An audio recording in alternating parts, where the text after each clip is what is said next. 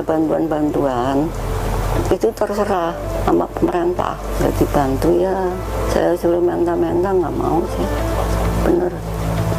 Ya dari kecil kelaparan juga saya diem aja, nggak pernah minta.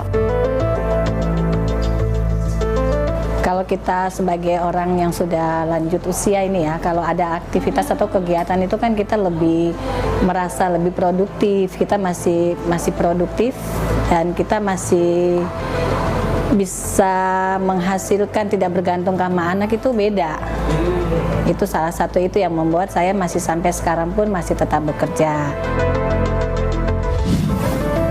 Lansia segala macam kita harapkan juga negara hadir supaya kemudian bisa memberikan perhatian, memberikan bantuan supaya di masa-masa lanjut usia ya mereka tetap hidup berbahagia dengan hadirnya perhatian dari negara. Bentuknya macam-macam.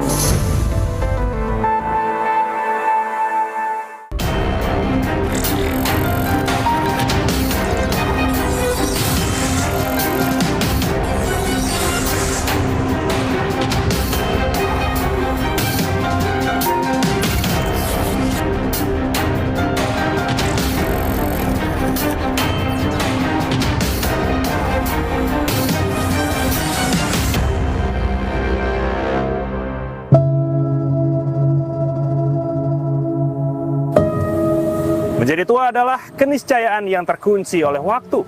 Namun jaminan bahagia di hari tua kerap menjadi angan yang semu.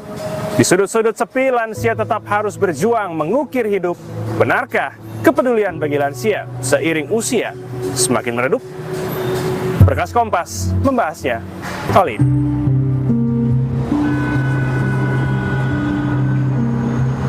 Hiruk-pikuk jalanan di kawasan Stasiun Palmerah, Jakarta Pusat jadi peneman sepi Ratmi sehari-hari. Di usia senjanya, Ratmi hidup sebatang kara. Suami dan anaknya lebih dulu dipanggil Yang Kuasa. Seorang diri, ia hadapi kerasnya Jakarta. Perempuan 79 tahun ini memaksakan tubuhnya yang rentan untuk mencari uang demi sesuap nasi. Sudah 11 tahun Ratmi menggelar lapak di trotoar untuk jualan keripik dan kopi. Barang dagangannya ini dimodali seorang pemilik warung yang bayarannya mesti ia setorkan setiap hari. Hanya berat, saya nyumbel pujanan kangenan, nyari makan sendiri. Lah ceritain ya percuma. Berarti nongso. Sehari-hari di luar setoran biasanya sekitar 20 hingga 30 ribu ia kantongi. Paling tinggi 40 ribu per hari.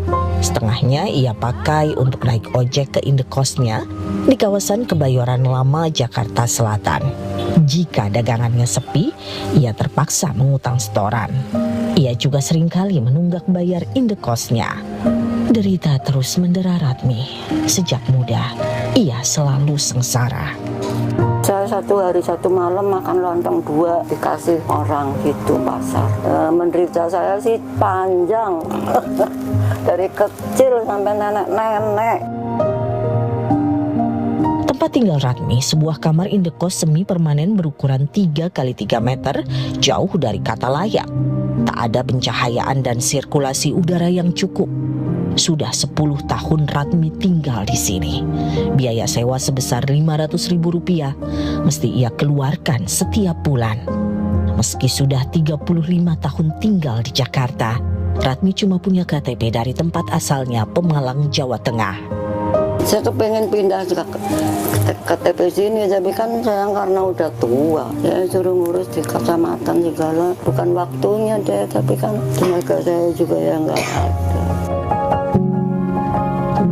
Ratmi mengaku sepanjang hidupnya tak pernah dapat perhatian negara. Bantuan sosial tak pernah menjamahnya, baik saat di kampung maupun sejak tinggal di Jakarta.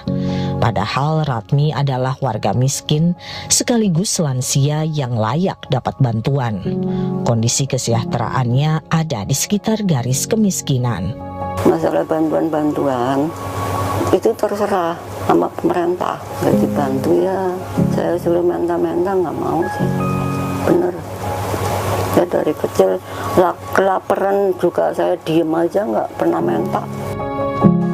Ratmi juga tak terjangkau bantuan jaminan kesehatan gratis. Ia tak terdaftar sebagai penerima bantuan iuran BPJS Kesehatan. Lansia miskin yang hidup sebatang kara seperti Ratmi sebetulnya berhak mendapatkan sejumlah bantuan sosial dari pemerintah.